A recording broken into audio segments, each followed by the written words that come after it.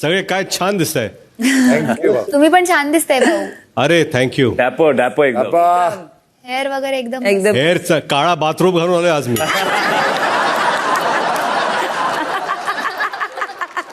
काल तुम्हा सगळ्यांना बिग बॉस यांनी विनर्सच्या ट्रॉफीची झलक दाखवली.